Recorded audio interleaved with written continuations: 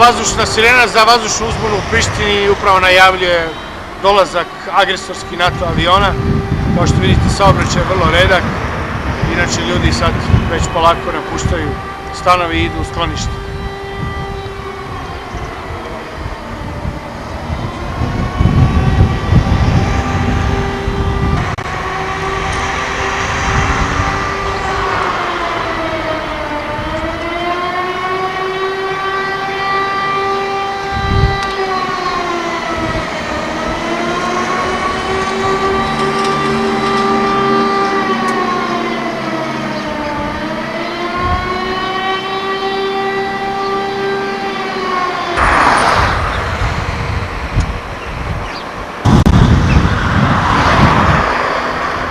Gordana Krđić je stanovnik Prištine. Šta kažete vi na ove uzbune vazdušne?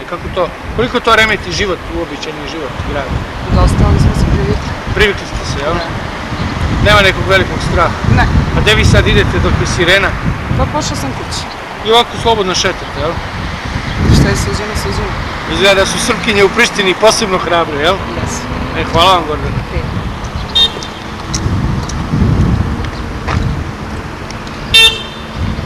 Nalazimo se u Kosovu Polju, dakle naselju gde žive većinom Srbi i Crnogorci, nekih 12 do 15 km južno od Prištine, u porodici Živić. Tu je domaćin, gospodin Momčilo, zatim njegov sin Radoslav, tu je gospođa ćerka i mali Nikola. Pa kako žive sad stanovnici u ove dane? Vi ste svi napeti, vidim ima i dežurstava i tako dalje, ali nema nikakvog straha, sve je normalno, nema velike panike. Pa jeste, da vam kažem, mi nismo očekivali ovakvu agresiju, ovakav rat.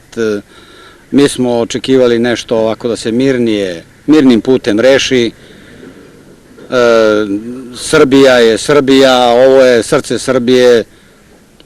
Trebalo je da ostane i kao u celovitosti Srbija, da i Šiptari žive onako normalno kako i mi živimo, međutim oni to nisu hteli, pa eto, desilo se šta se desilo. Gospođo, vi, vaša briga prethodno i prevashodno je za decu. Normalno. Međutim, decu smo pripremili, ne bojimo se. Ostaćemo i dalje ovde i ovo je Srbija i uvek je bila Srbija. Ja sam živjela 11 godina kao izbjeglica u Smederevu, međutim vratila sam se ovde i ostaću tu. Zauvek. Šta će dalje da se desi, vidjet ćemo. Ovakva agresija je stvarno na nas nečuvena, međutim izdržat ćemo.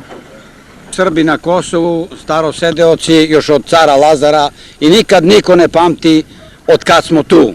Znači, od svog postojanja, od svog, šta ja znam, naroda, nikada nismo mislili da odemo odavde i nećemo tići. Ja imam oca 90 godina, još je živ, koji je sarađivao i sa gospodina preosvećenog, evo sliku mogu da pokažem, gospodina preosvećenog patrijarha Pavla, koji je dolazio više puta u našoj kući i tešio nas, uvek je govorio biće lepo, biće mira, biće naše to što je naše. Imamo spomenike kulturne, imamo ostatke naše koje su tu i tako, to je naše, nećemo ga dati. Ma neka je, ne znam kako, i makar svi izginuli.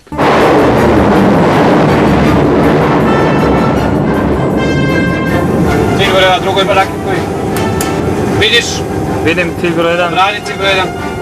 Cilj 18 km, diži visoki. Cilj Čiveta, njena zona je predinača od 25 metri. Rušo, brati. Rušo, brati. Ja rušo, brati. Moći gađanje. Brzine 450, parametar 3, visina 6. 3 tačka, lansiraj. Prvo lansirano.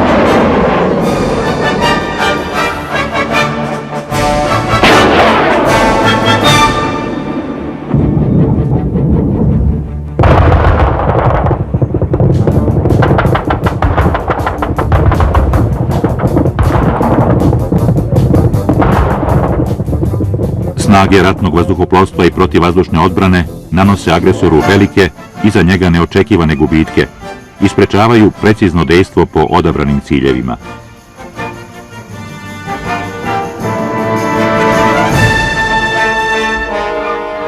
Istovremeno održavaju visok nivo borbene sposobnosti.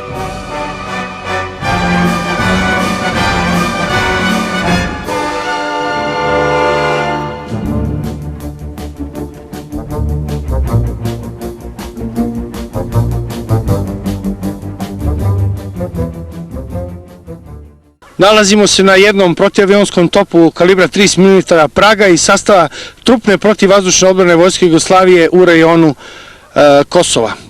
Ova posada je bila dežurna celu noć, tu je također još nekoliko oruđa iz sistema Praga.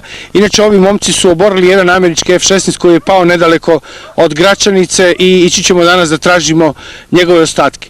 Topovi kalibra 30 mm Praga pokazuju se vrlo efikasnim do negdje 2500 metara visine gađajući avione i inače ovi momci su stvarali neprobojnu čeličnu zavesu postavljajući zasede NATO letelicama agresoru koji ovim pravcem ide u gađanje Prištine i aerodroma Slatina. Šta je s onim što treba? Znaš da je? Ne, komanda mesta tamo. Daj ga zovu da dođe od tih domasta da idemo do Sudana. Inače imamo najavu da upravo sada u rejonu Jadranskog mora prikuplja se velika formacija agresorskih letelica i kreće prema Kosmetu, tako da nemam baš puno vremena za razgovor, ali svejedno pitaćemo ovog momka koji je ovdje na posadi, koji je član posade Prage, inače iz Prištine, kako je doživio prvo vatreno krštenje u svom životu. Hoćete se predstaviti? Dubak Nikola iz Prištine. U početku je bilo malo straha, međutim strah je nestao čim je avion pao. Ja se nadam da to neće biti ni prvi, ni posljednji avion i mogu da im poručim da slobodno dođu jer ih čekamo. Dalje neće moći odavde. Znači ovde, kogod dođe, mora da završi ili dole ili tamo gde se vratio.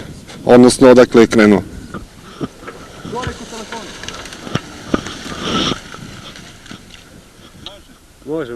Vojnik Ristić Saša je nišandžija na Pragi, inače iz okoline Malog Grabovca i evo on je također gađao agresorske aparate.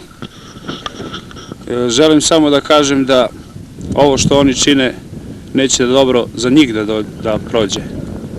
Kogod dođe, poslaćemo ih tamo gdje treba.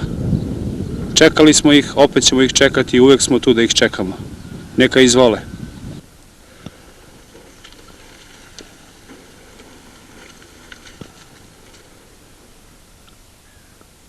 Imamo najavu za 10 minuta iz pravca juga, dolazi nekoliko agresorskih NATO letelica. Sačekat ćemo ovdje da vidimo ako ulete u područje delovanja protiavionskih topova sistema Praga, imat ćemo priliku i da to snimimo.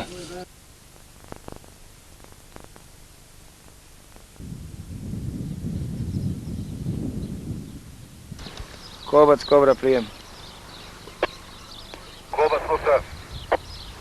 Ima li šta od ovoga, prijem? Izgleda da su visoko gore, izgleda. Nema ih nešto. Ne im se nije usput nešto desilo slučajno. Zabrinuli smo se mnogo. Evo, pored posade Prage, protivionskog topa Prage, koja je oborila jedan NATO avion, upravo otvaramo jedno NATO vino. To je dakle vino Eurokorpusa. Inače vino koje pije samo komandant Eurokorpusa sa sedištem u Strasburu, ali ovi naši momci iz ove jedinice zaslužili su oni da ga popiju.